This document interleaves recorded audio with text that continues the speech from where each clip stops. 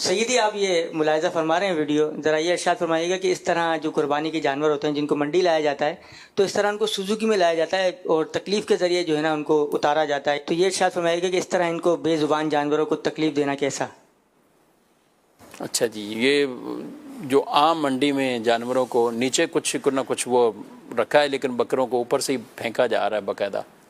تو کیا کہیں گے؟ عام طور پر تو دیکھیں جو ہمارے یہاں ہوتا ہے وہ تو ایک یوں کہہ لیں کہ ظالمانہ یا یوں کہہ لیں کہ بے پرواہی والا جو مناظر ہوتے ہیں وہ ہمیں نظر آ رہے ہوتے ہیں کہ جس انداز میں یہ بڑے جانوروں کو بھی اور اسی طرح بکرے کو بھی ٹرک سے اور سوزوکیوں سے چھلانگ لگوا رہے ہوتے ہیں،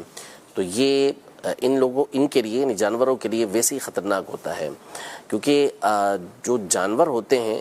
یہ عمومی طور پر کچی زمینوں کے اندر رہنے کے عادی ہوتے ہیں،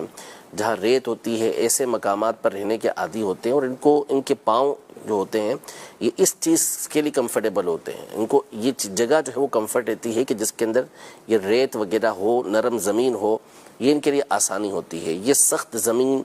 ماربل والی، ٹائل والی، یہ ان کے لیے کمفرٹ نہیں ہوتی، یہ لوگ اس میں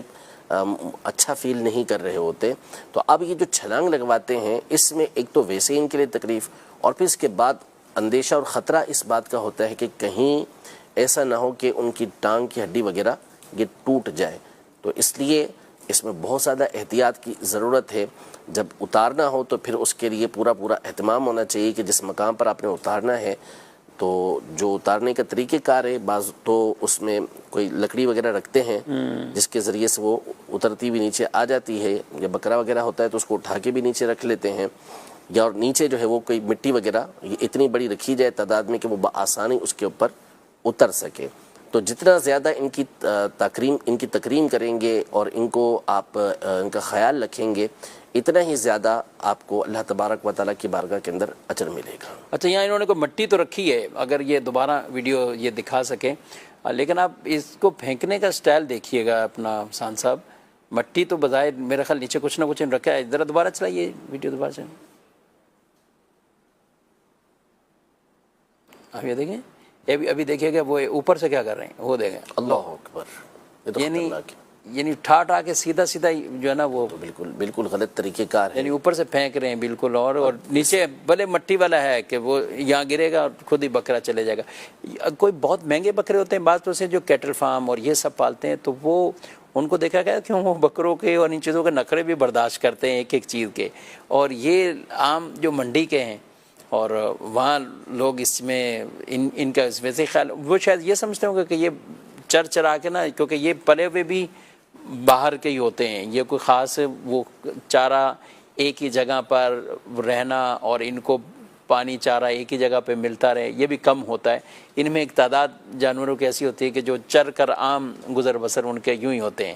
بہرحال جیسا بھی یہ جان تو ہے نا اب اس کے ساتھ یہ بالکل ایسا ہی ہے، احتیاط تو ویسے ہی برتنا ہوگی۔ اب یہ تو قربانی کے جانور ہیں، تو قربانی کے جانور کا احترام تو بڑھ جاتا ہے۔ اس کے علاوہ بھی جانور کے ساتھ حسن سلوک کا حکم دیا گیا ہے۔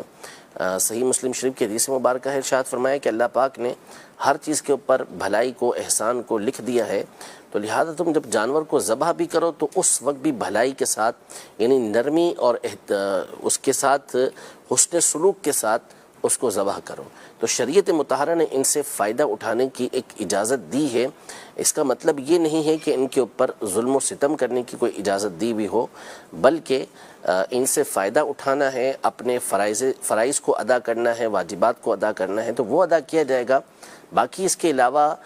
زیادہ تکلیف دینا، بلا ضرورت تکلیف دینا، یہ شریعت مطہرہ کی طرف سے بالکل ممنوع ہے، اور بعض صورتوں کے اندر یہ آپ کے لیے گناہ کا اور سزا کا سبب بھی بنے گا۔